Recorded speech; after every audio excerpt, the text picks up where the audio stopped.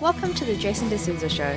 Join us as we explore the evolving urban landscape, uncovering the trends, stories, and innovations shaping our cities. Thanks for watching and enjoy today's episode. Wayne Porritt, welcome to the podcast. Thank you, Jason. It's my very first podcast, so this is a bit of an experiment for me, so thank you. It's become a thing, right? Yes. Yes. Yeah. Do you listen to many podcasts? I do, usually on long road trips. Yeah, me too. Yeah. Me too. They make them go faster. It's sort of become a real thing in America where sort of podcasting has sort of really taken off. And like most things, other countries tend to follow the sort of American experience. Right? And what I find really interesting about this medium is that in a world where media has become very short form, soundbite focused, there seems to have become a thirst for long form conversations, right? Which is why I think it's been a great medium. And people have, we've had quite a few people on this show, so it's a great pleasure to have you here. I believe you've had Warwick Smith. Warwick has been on the show. Warwick's a good friend, and he's one of the most amazing business leaders, government leaders we've had in Australia. And somebody, I heard the term the other day, Mr. China, and that sums it up so well. It does. He's a very wise individual, and what I love about Warwick is his capacity to operate in any forum and still be the same person, right? Which I know sounds a little odd, but what I mean by that is he brings his ability to coalesce people around an issue to any forum, whether it's sports or Asia trade or China or geopolitics or whatever it might be, and that's a real skill. It's a very rare skill. He's an individual that is trusted on both sides of politics, or all sides of politics, which is very rare, even after his political life is finished. He's very wise counsel. Yeah, I mean, he was a very young politician, let's not forget. Yeah, exactly. He came out of Tasmania, which is a long way from where he is now, I suppose. But really, I mean, he seems to only grow in stature as his sort of time progresses, and particularly now when geopolitics has become perhaps more intense than it has been in the past. I think his role is becoming more and more important. I agree. But enough about him. Let's talk about you. Okay. So I really enjoyed sort of hearing about you when we had lunch, and I love the fact that you're so involved in Hong Kong, which is my hometown. I've been dying for a long time to do a podcast about Hong Kong, so I thought, what a great opportunity to do that. But before we get into it, how did you get into Asia? What drew you from Australia to Asia? So I grew up in the country in northern New South Wales, in a town that had a population of 400 people. Really? Which town? Bandara. Bandara, okay. Just outside. Yeah. My father's best friend was Asian Australian, so I grew up around Asian culture. He was my godfather, and I believe the family originally came from Shanghai. A long time ago, they owned the local department store. And I used to work there in the hardware store, or the hardware section, which I knew nothing about hardware, but they were very kind and generous to let me have that part-time job. I used to work for various banks in Australia, straight out of senior high school. And one of the bankers I used to work with, who worked for Bank of America in Australia, we were chatting one day, and quite flippantly he said, "What are we going to do after we finish up our banking careers here?" And I flippantly said, "Maybe work overseas." Well, as it turned out, maybe 2 or 3 days later, I get this call from him saying, "My boss is looking for somebody in Hong Kong. Would you be interested?" So I had a lunch with him when he happened to be down one Sunday. And what I think was a few days later, I get this letter of offer to join Bank of America in Hong Kong. So wow. I've never been overseas. I never had a passport. I still remember sitting with my late father, opening the local newspaper, working out how much Hong Kong dollars translates back to Australian dollars. Was Asia a thing, or was it just the first opportunity that sort of came up to leave? It's the first thing that came up. I never really gave much thought to living and working overseas. And so about 5 weeks later, I landed in Kai Tak Airport with 3 suitcases. That's all I had to my name. Like some country bumpkin. They probably bill you for excess weight now in today's airlines. Yeah, possibly. It was, and I flew over with Ansett Airlines, which yes. obviously doesn't exist anymore. Got off at Kai Tak, standing there waiting for the car to take me to the hotel. In all this sea of people, it was like this country bumpkin turning up in this massive, great city and starting my career in Asia. So with that, I arrived in 1995, 2 years before the handover in Hong Kong, and stayed in either Asia, US or the UK since then, really until 2017. And now you base yourself between Hong Kong and Australia. Correct. So I spend half my time in Hong Kong, half my time in Australia. So I've been to 46 countries in my career in terms of visiting either business, leisure. 13 of those have been in Asia Pacific, and I've lived in Hong Kong, Thailand, Japan, and briefly in South Korea. Oh, wow. And what's been the focus of your banking career? Really 2 things. Dealing with problem companies. So the crudest way to describe it is when big companies didn't pay their money to the banks, it was my job to work out. So you're a form of debt collector? Correct, yes. a civilized debt collector. Yeah, I like to think so. And risk management, so chief risk officer, chief credit officer, right. Senior credit officer throughout initially Bank of America, and then in 2008, Standard Chartered approached me to come back to Hong Kong from Japan and join them. So Standard Chartered is a really interesting bank in the way it's so spread across Asia. Yeah, Standard Chartered, the footprint is really Asia, Africa, Middle East. Even though they're headquartered in London, their time, their tentacles, their depth in Asia, Africa and the Middle East is extensive. HSBC is obviously a lot larger. They are equally as impressive. But yeah, Standard Chartered have big operations in Greater China and North Asia, and that's where I pretty much spent most of my career with Standard Chartered. Fascinating. And now you're into director world, right? Correct. So in 2017, my then late mum started to get Alzheimer's, so I spent a lot more time commuting between Australia and Hong Kong, and then started doing some board roles back in 2018. And so I continue to do board roles, non-executive board roles in Hong Kong, Singapore and Australia. Wow. And in Australia it's with Asia Society, Australia. Hong Kong it's Sun & Kai. Yeah, which is a big sort of residential property developer. Sun & Kai, there's 2 Sun & Kais, the property, and then there's Sun & Kai & Co, which is the big financial services group. You're so on the financial services Co group. one. Yeah, okay. Yeah. So. I left Hong Kong in 1997 for university. Ironically enough, I also came to Australia on Ansett. And I had a huge night out, my last night in Hong Kong with my friends, all of which were going to university in different countries. And barely got on the plane, much to my mother's chagrin. And got upgraded to business, which was, for an 18-year-old was pretty fantastic. Very nice. And immediately asked the flight attendant for some Panadol. She teased me the rest of the trip. Anyway, that's an aside.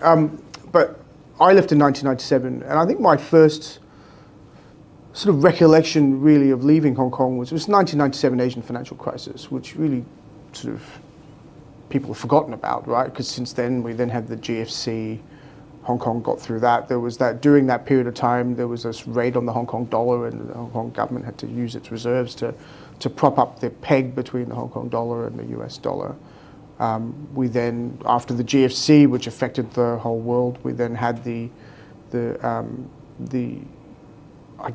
umbrella movement, the Occupy Central movement, which again was I will call it an export from the United States.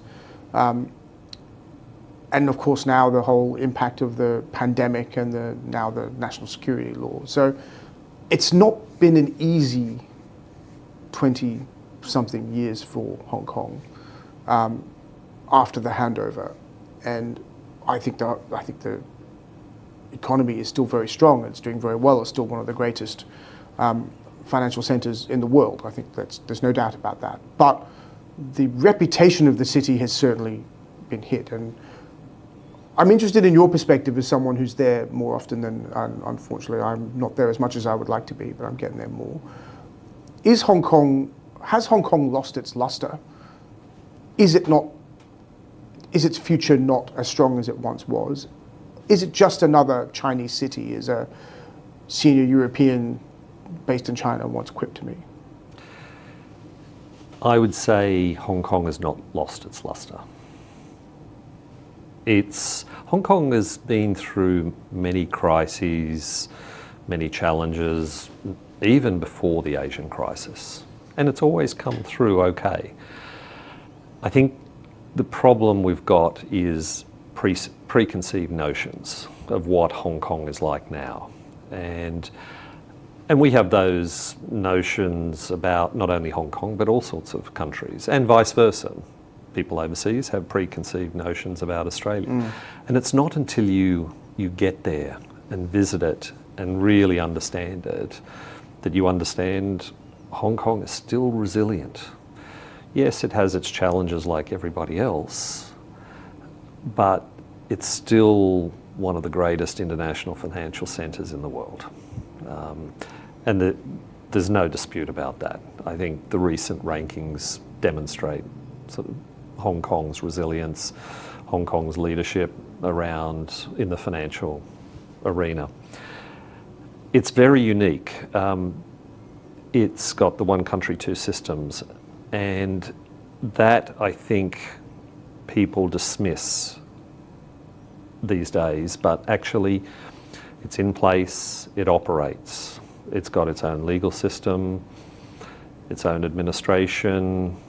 It has foreign judges on its court systems, its own policing, all the things that the rest of China doesn't have. Sure, it doesn't administer its own defence and foreign affairs, but that didn't happen during colonial rule. No, it didn't. So Hong Kong is still Hong Kong. That one country, two systems is still in existence. There's a lot of discussion around the whole national security law. Now that's changed Hong Kong forever.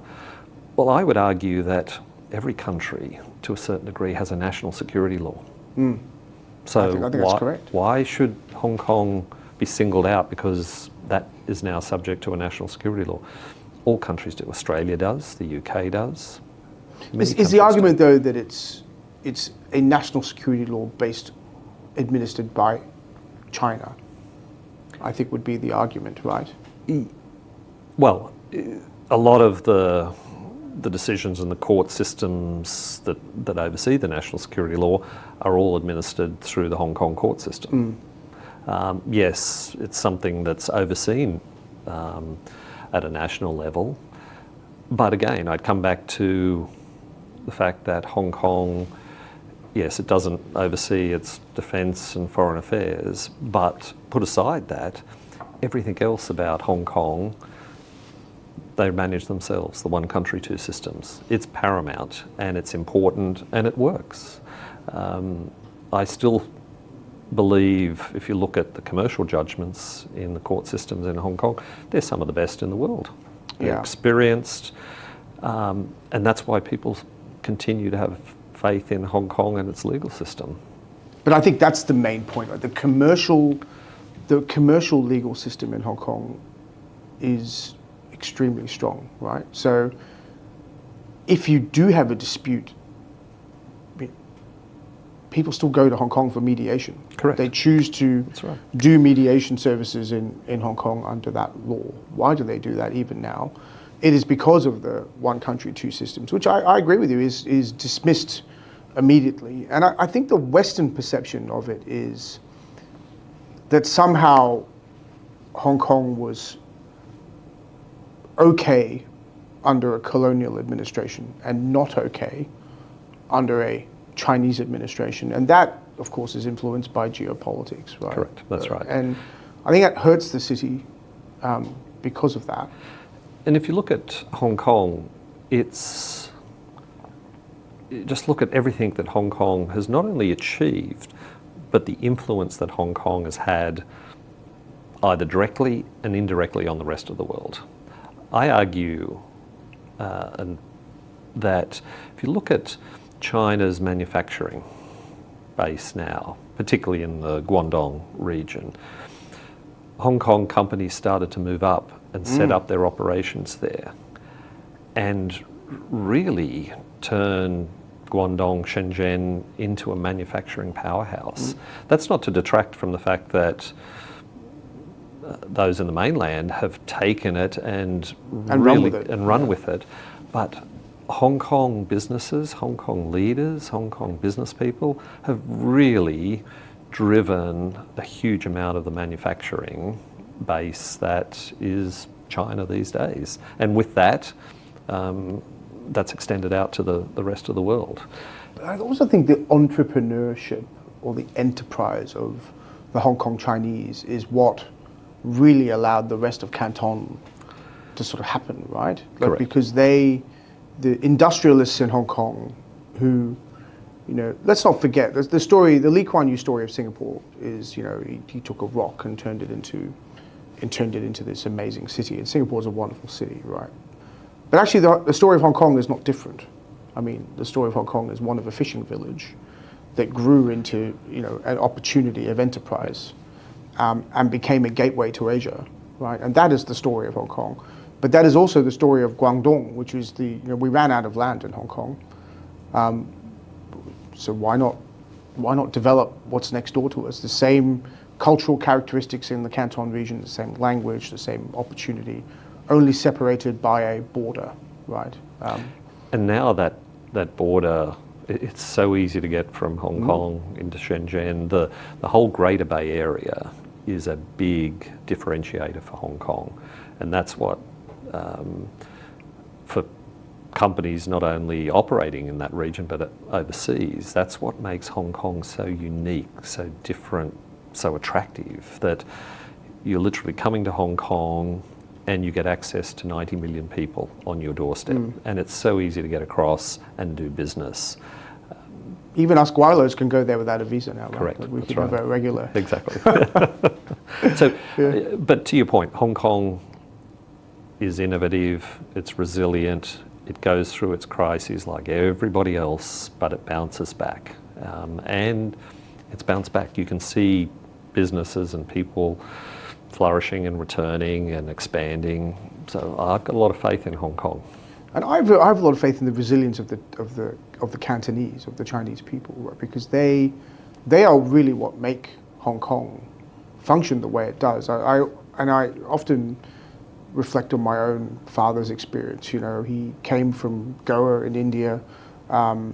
He started, in a very junior local role in a power station. Rose up the ranks in China Light and Power. Formed his own business, and today at the ripe old age of 82 is still running his business in Hong Kong, working on MTRC's Tung Chung line extension, all that sort of stuff. And he always describes, his Cantonese is better than his English, I have to say. He won't like me saying that, but it's true. He always says Hong Kong is our heart, it's our bread. It's, even though my own family now is one that I married an Australian, and like many of us who've come from overseas, once you marry an Australian, there's no going home. You end up being here, and now I have children here, and that's it, right? But it is a place of enterprise where you can be anything you want to be if you put your mind to it. I always think of Hong Kong in those terms, and I have this wonderful story. Last time I was back, of this taxi driver where my brother and I were back, and we were on the way to the hotel. And we got into a taxi driver, and he had 5 phones, which of course would be completely illegal here in Australia, these 5 phones. And he was literally running his business from his taxi. So he was like, and I could hear his Cantonese, Kowloon side pickup, calling other drivers, right? Kowloon side pickup. And then another guy, Kowloon, and he's driving the car while he's doing this. I'm thinking, A, hopefully we survive this, and B, wow, this is the sort of enterprise of the Cantonese. Yeah? I think the other thing for Hong Kong as well is very entrepreneurship, but then they expand overseas and do it in a very understated way. So if you look at what Hong Kong has achieved overseas as well, and its investments, it's really quite phenomenal, and it at times goes under the radar, but it is very significant. So Hong Kong, it flourishes as a territory, but then it's really expanded overseas over decades. And its influence is very persuasive. You are right. I mean, I think the Hong Kong investment in Australia is very much under the radar compared to compared to Singapore, for example, right? Yeah, like you hear about GIC, you hear about Temasek, you hear about all of the big funds coming in, but actually the Hong Kong Chinese companies have been quite active. If you look at statistics from DFAT, the 5th largest investor in in Australia is Hong Kong. Yeah, right.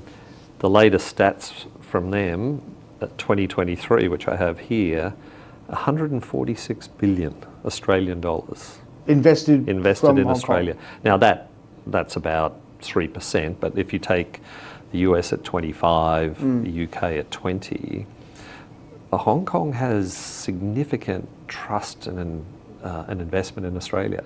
And I think that goes unrecognised here. Yeah. And it's patient.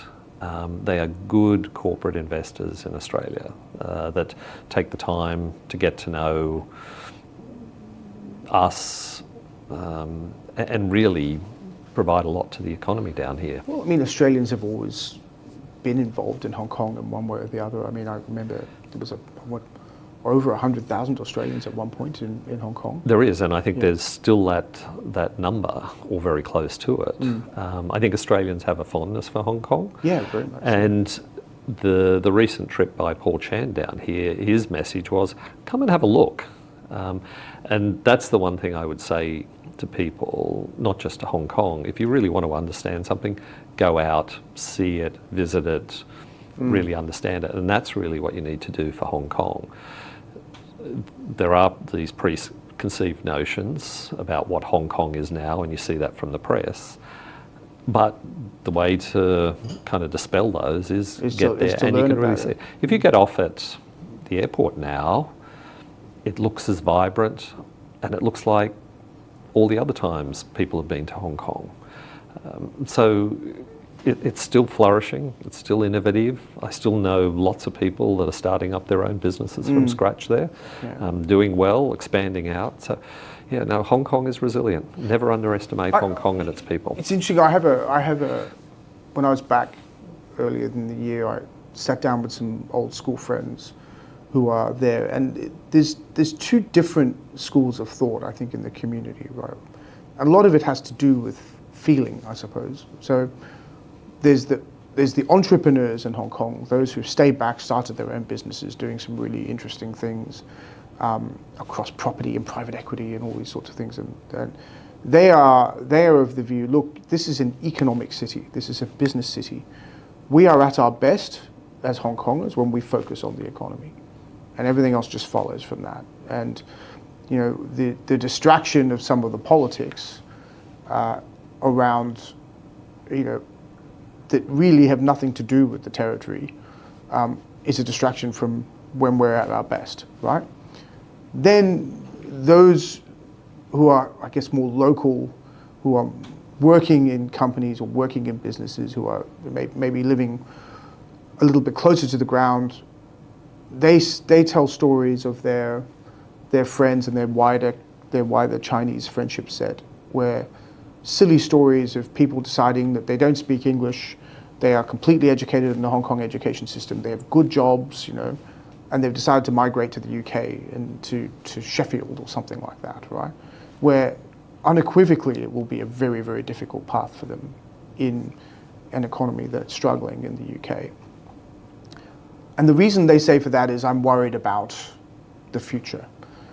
I mean, how does Hong Kong overcome that from a societal perspective? Well, I think first thing is Hong Kong has its challenges like any city. I think as an international financial centre, it's competing against the likes of New York, Dubai, Singapore. So it really needs to make sure it sells itself. And I think that's been the problem over the last few years.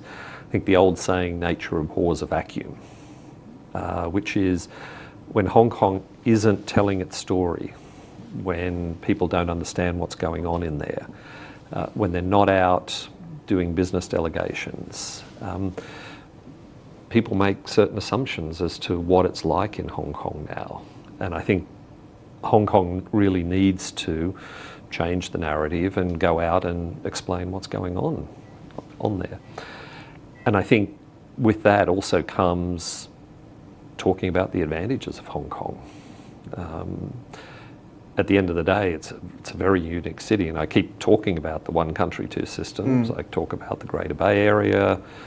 So those are very important things for Hong Kong, and they need to press those advantages.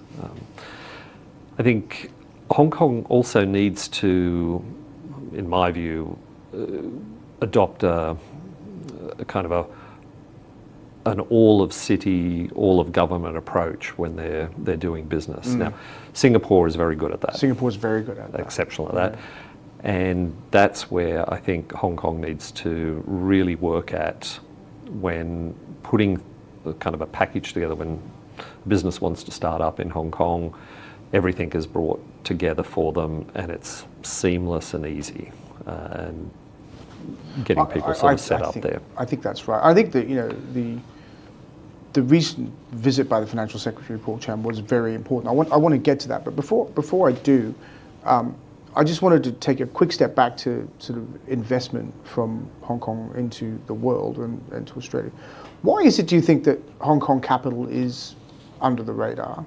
That's my first question. The second is, do you think we've recovered from the sort of pandemic FIRB behaviour where, we had a company like Cheung Kong have its bid declined on national security grounds, I presume, despite the fact that it already owned energy networks in Australia? I mean, I always found that a strange decision. Yeah, I'm not so sure that we've overcome the FIRB views at sort of a government level around Hong Kong, which is a bit of a shame. I think there's still a lack of understanding as to what goes on in Hong Kong, and particularly how they invest. As I said before, the size of the investment by Hong Kong into Australia is phenomenal. And it's not just Hong Kong investing in Australia, it's all over the world. My view is Hong Kong investors, Hong Kong businesses are patient, long-term investors, not jumping in for a quick buck. They're always looking for an opportunity to obviously make money and develop businesses, but they take a long-term view. And if you look at the businesses that are operating down in Australia now by Hong Kong companies, they've been here for many, many years. And they're great corporate citizens. The Kaduri family, Cheung Kong Infrastructure, Chow Tai Fook, and that's just scratching the surface. So I think we need to recognise the importance of their capital and how they go about investing. I think that's right, and I think that's why I thought the Hong Kong Economic and Trade Office, which is in the middle of the city, it's in Church Street. I mean, it has been a little bit more visible recently, I think, right? And I think that lunch that we both went to with the Financial Secretary, and he did quite a big tour of Melbourne and Sydney and a few other places. I was amazed at the number of people that were there, that from the business community, that had a affinity with Hong Kong, had a relationship to Hong Kong, wanted its success. I felt there was a sort of real willingness or intention in the room to sort of rekindle a discussion on Hong Kong, rekindle success. Was that your feeling? Yeah, absolutely. I think that was the first senior level visit for many years. I think we went through that period from 2018 to 21, where I think Australia was viewed very negatively, not only by Hong Kong, China, Asia, but many parts of the world. And I think that's overcome now. I think Penny Wong has done an exceptional job of, as a foreign minister, but also stabilising our relationship with China and by definition, our relationship and confidence that Hong Kong has in Australia. So for the last couple of years, I can now genuinely feel when I talk to Hong Kong businesses, they like Australia. It's interesting, I spoke with a couple of companies the other day. They've established in Hong Kong, they're looking at what they can do in China. The next port of call for them is Australia. Yeah. It's not Singapore, it's not elsewhere in Asia, it's Australia. So there is a lot more confidence and trust in Australia and the opportunities that people in Hong Kong can see it. So that's great. And Paul's visit was very important. But in my view, that's just the beginning. The beginning. We've got to get more of the business delegations and the visits both ways. That's where people then genuinely understand what the opportunities are. Oh, I think that's right. It's actually a good segue just off Hong Kong for a second into broader China. So it would be safe to say that the last 10 to 15 years with the global relationship, let's call it, with China has been strained, I would say, or intensified. You know, you've had the creation of different multilateral fora, never referencing China whatsoever, but obviously having some kind of relevance to it in one way or the other. The pandemic didn't help things, where the globe ended up in a situation where, for whatever reason, people looked at China in a different way. So a lot of antipathy, I would say, towards the Chinese administration, towards the administration of China generally, until they announce a huge stimulus package, and now all of a sudden the markets are all up and everyone's very excited. So we have this strange relationship with China, don't we? We don't like the geopolitical situation with the Chinese, but we love the economics. What is the current perception, do you think, of China? I'll give you my thoughts on that one. So I think, look, at the end of the day, as we sit today, China is a superpower, and there's no doubt about that. It's a great country, and it's got a 1,000 years of history, or several thousand years of history. Its rise over the last several decades has been unprecedented, moving so many people from subsistence to developed status. And in such a short period of time, it's been phenomenal. I would argue it's never been done in the history of the world. A close friend of mine actually asked me to describe in one word Australia. And I use the term fair go. Well, that's two words, but the other way to describe it might be egalitarian. So I turned it around and said, well, you're from China. How would you describe in one word China? And she used the term middle road. Again, that's two words, but so over China's thousands of years of history, it moves up and down and varies, but ultimately it adopts that middle road.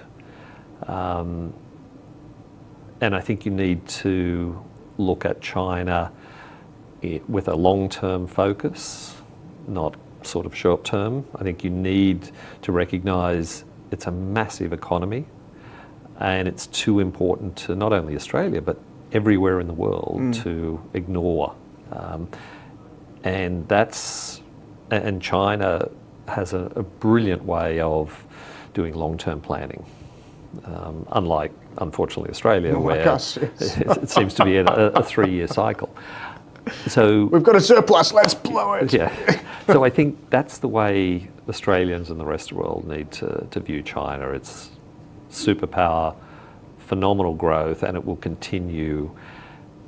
And if you look at what they're doing now, the amount of research and development that's going on, particularly around the Greater Bay Area, which is, again, where Hong Kong has a distinct advantage compared to every other place in the world, to take advantage of that.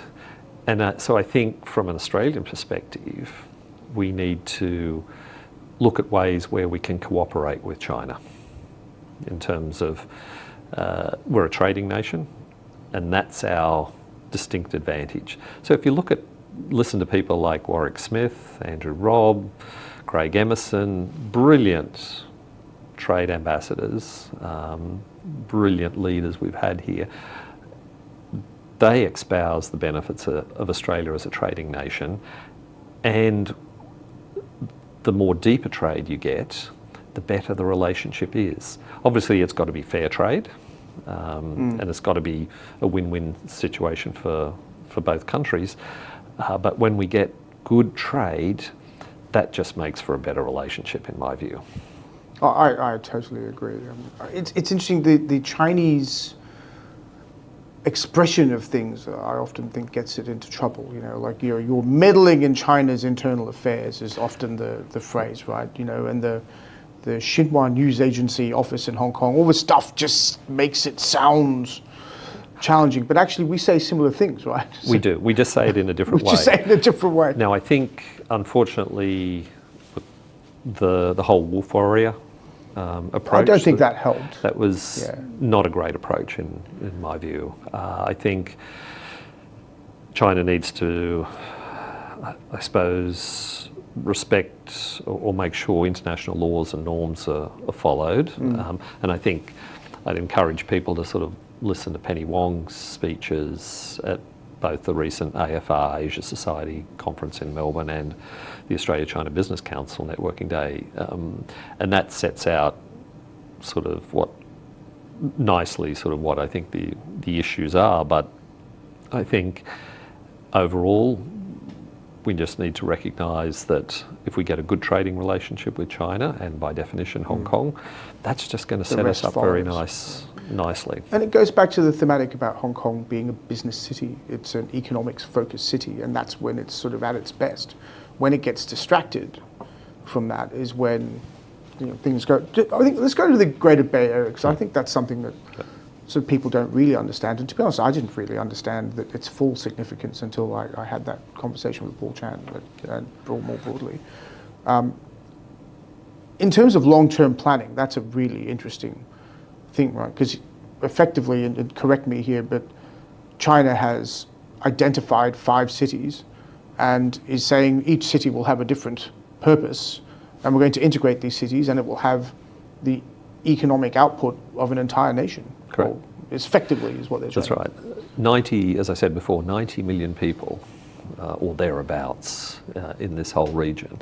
And I think if you bring it back to sort of Hong Kong's advantage here is, again, I keep going on about the one country, two systems, but it's very effective and it's very important because as Australian companies or any companies going into Hong Kong, you can have trust in the system. You get recognised in Hong Kong, and therefore, given the Greater Bay linkage, you all of a sudden now have access and recognition to another 85 million people throughout the whole Greater Bay Area in terms of licences and ability to do business seamlessly. With the financial centre being Hong Kong. With Hong Kong being the financial centre. Yeah. So all of a sudden you're getting access to, as you say, one of the largest economies in the world by virtue of the Greater Bay Area. And it's so seamless. Everything is so easy to get to. under an hour. The infrastructure is phenomenal. The whole ecosystem is so phenomenal. And I often hear businesses say, well, maybe we should now go to Vietnam or India or anywhere else. But they cannot compete, in my view, with the whole ecosystem that is China, but particularly the Greater Bay Area. You get the ability to produce your products, design, develop, and transact seamlessly through Hong Kong by virtue of the Greater Bay Area. And you can't do that with other countries. No, it's true. Just as an aside, I mean, my firm now represents quite a few inbound investors, particularly from Japan, but other countries. They've all tried Vietnam, Indonesia, and have lost money there because it's not a stable place to invest. It's not an easy place to invest. It's difficult to find co-investors, all of that sort of thing. I think from an Australian context, that's fantastic for us because people are looking at Australia and going, wow, this is an amazing place to invest. It's economically stable. It's got rule of law. And if you say you're going to get a return here, you generally get it, right? I think the interesting thing from a investor into the Chinese market is if you try and go there by yourself and you try and partner with a mainland firm, it can be very difficult. But if you use a Hong Kong intermediary, use a Hong Kong sponsor, it's a different game. And I think that's something people don't understand. Exactly. You want to develop a widget. You get obviously protection with your IP and your trademarks, confidence with the legal system. You design, you've got talented people, both local Hong Kong citizens and the rest of the world, citizens from other parts. You get the ability to go across into Shenzhen, create your product, and it gets shipped to anywhere in the world. So you've got the one ecosystem, and you can't do that anywhere else in the world. It's just so incredible. That's what makes it so interesting and unique. You were going to say something, sorry. Well, I was going to say, the other thing that I think with Paul Chan's visit, he emphasised the support that the government's giving for startups. I found that really interesting. I mean, that was, So if you look at the Hong Kong Science and Technology Park, the cyber port, and those all roll up under the Financial Secretary, he emphasised the ability of those groups to invest in startups and businesses, small or large. And that's one of the hardest things when you're starting up your own business, trying to find good investors, but stable, patient investment. And that is what the government has recognised. And I know for a fact a number of companies that I'm aware of that have set up and have secured investment, and it really does give them a leap up, so they don't have to worry about that. Absolutely. So let's go into Paul Chan's comments on that investment thing. There were two reflections I had. One was I love that they've dedicated an entire area for a technology park, right? And unlike other jurisdictions, they're saying we're going to develop it, we're going to invest in it and develop it. And the second thing is, what's interesting is they were sector agnostic, but they had some interesting ideas around where they thought they could invest, right? There seems to be a thing on biotech. They're looking at a lot of residential and workplace tech. Was that your impression? I would agree, although I think it's interesting to look at the Science and Technology Park has actually been there for many years. So they've already recognised they needed to do this. And so it's now got even more focus. I think they're doing a lot around Web3, particularly through Cyberport. But I think the things that they're trying to do, and I think it also goes to the green economy, green energy, etc. So these are all the things that play to Australia's strengths. And I think that's where I come back to my point where Australia needs to identify areas where it can cooperate with Hong Kong and China and the Greater Bay Area. So I think bio is one of them, healthcare is another area, agri agri-tech, fintech, all those things are complementary to Australia and the China relationship, and by virtue also Hong Kong as well. So I think Hong Kong's identified that, and I think that's where Australian businesses can take advantage of it. And you get access to potentially patient, stable capital as well. Oh, I think that's right. And I think the sort of re-emphasis on ASEAN and Hong Kong being more involved again as itself in an ASEAN setting, I think is important in that discussion. I think for me, one of the distinct advantages of Hong Kong, and using that as a hub, as an international financial centre, is Australian companies can set up there, or any company really. Then you partner with similar like-minded entities from the mainland and use that as a partnership to go out and do investments in the Philippines, Thailand, ASEAN, Middle East, Africa. You get the benefit of China as a massive sovereign. You're bringing Australian know-how and technology, and you're basing yourself in Hong Kong and using that as the hub in a safe, stable environment. Again, I sound like a crack record, but this one country, two systems is still very important. Yeah.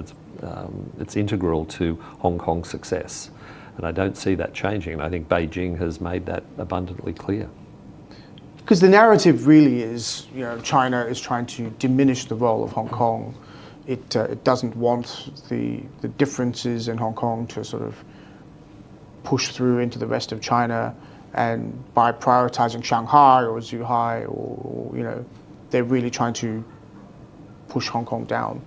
I don't get that sense. I don't either. I think my view is they just want Hong Kong to get on and do what Hong Kong does really well, which is it's a trading hub, it's an international financial centre.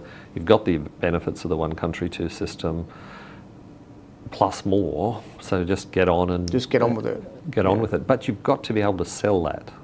You've got to be able to explain the benefits of Hong Kong. And that means the leadership need to get out and do a lot more explaining as to what it's all about. And that has been lacking over the last few years. Oh, I think that's right. I mean, I think comparing John Lee to Carrie Lam, with great respect to Carrie Lam, John Lee is a far better communicator on the benefits of Hong Kong than she was. And I don't want to sound like some naive little boy back in 1995 at Kai Tak. Hong Kong has its challenges, as I said before. I think it's got to do a better job around environmental sustainability. Yeah, I was going to get into that actually, because I think I don't want this to be an advertorial for our hometown, one of our hometowns. I'm a huge fan, obviously, as people can tell. But the city has some pretty significant problems, sustainability being one. But it's still one of the most expensive cities in the world for living. Healthcare is still an issue. Accessibility to healthcare is an issue. There is a wealth inequality gap that seems to be growing. These are challenges that I guess they're challenges that many major cities face. I would agree, and in actual fact, it's almost as though you've read my talking points, which is I'm on the board or the council of Oxfam in Hong Kong, and we just released over the last couple of days our annual report on poverty in Hong Kong, and there is quite a degree of difference between the wealthy and the underprivileged. It's very large. And that's an area where Hong Kong needs to focus and try and bridge that gap, narrow that gap quite significantly. Healthcare, I think, again, is another focus. But I think that's an advantage for Australia. We have a pretty good healthcare system, aged care system down here, combined with superannuation. All of those, our expertise we can provide to not only Hong Kong, but again, the Greater Bay Area, because the mainland has those same challenges as well, or some of the same challenges. So there's opportunities for Australia to help fix some of the issues and the challenges. Obviously, Hong Kong's fortunes are tied to the rest of the mainland. Can't get away from that. So when China has experienced a downturn, Hong Kong will. But in my view, you've got to look at China and Hong Kong in a long-term lens. You can't sort of pop in for a couple of years, make some money, or hope to make some money, and if you don't, then jump out. You've got to invest. You've got to invest patiently, ride the ups and downs. But again, Hong Kong and China, particularly China, is such a massive economy. It's the second largest economy in the world. It's not going anywhere. It's going to continue to grow. And once you exit, in my view, it's going to be impossible to get back in. So you need to take that long-term view. And that's where I think Australia has the advantage of, we've got massive amounts of superannuation. They need to start to look at ways of being able to take advantage of China through Hong Kong. Oh, I agree. I mean, it's interesting, you look at this sort of investment profile into China, and I don't remember the statistic exactly, but the majority of European investment into China is represented by 3 companies or something, like BASF and 2 of the vehicle manufacturers. And so there's still I think a challenge for international capital to get into China, and I really do believe that Hong Kong is part of the solution for that, right? Because a lot of the discussion in recent years, or a lot of the, well, even the experience in recent years, has been Chinese companies coming through Hong Kong, listing on the Hong Kong Stock Exchange, raising capital for their businesses in Hong Kong, and coming out to the world that way. And I think that always had to be the case because China was growing and expanding.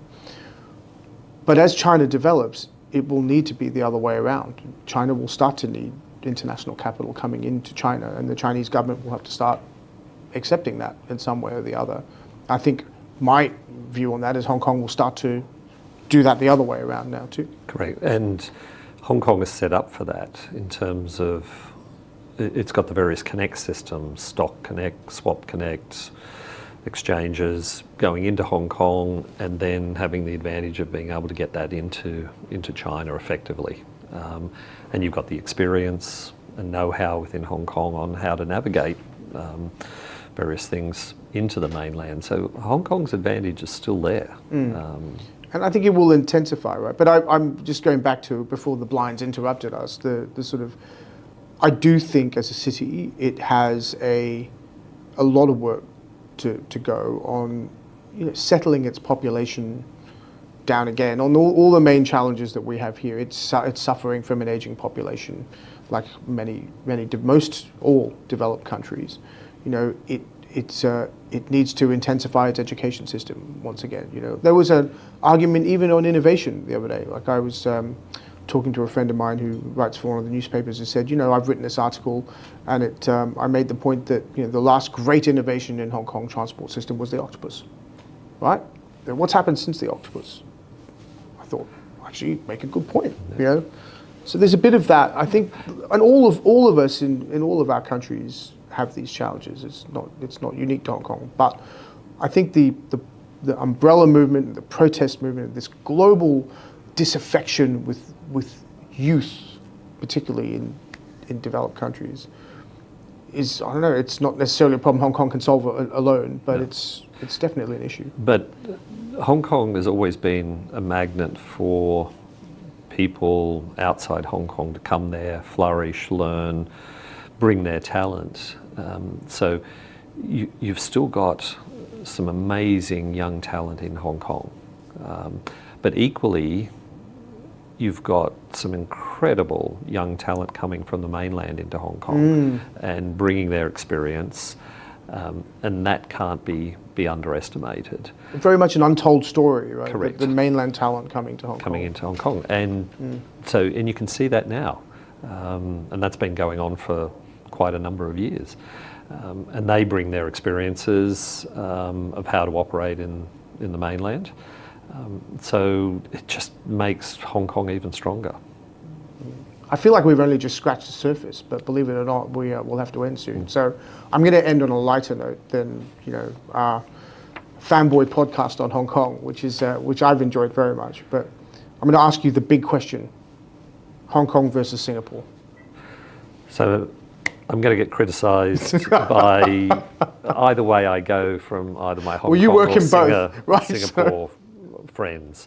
Look, they are both dynamic international financial centres. They've all got their advantages and their challenges and the issues. But for me, it's Hong Kong. And it's the China connection, it's the mainland connection, I should say, that gives Hong Kong such a distinct advantage. It's part of the second largest economy in the world, an economy that touches everywhere in the world, like virtually no other superpower. It's so significant, and Hong Kong is uniquely set up to take advantage of that, unlike Singapore. I think the other thing is, again, I keep coming back to this one country, two systems. That's very significant. And now with the Greater Bay Area, that gives Hong Kong quite a significant advantage. Look, I like Hong Kong for a variety of reasons. The people, the culture, you're 10 minutes away from nature and going hiking, the Four Seasons. Maybe I would have been passionate about as much about Singapore, and my answer would have been different had I landed in Singapore And in you grew up there, 1995. yeah, exactly. Yeah. But I didn't. I can't change history. So for me, yes, it is Hong Kong. Well, I tend to agree, of course, given it's my hometown. But I feel like there's so much more to talk about, and I'm really looking forward to doing that with you over a long period of time. Wayne Porritt, thank you so much for being on the podcast. Thank you, Jason. It's been a real pleasure. Thank you.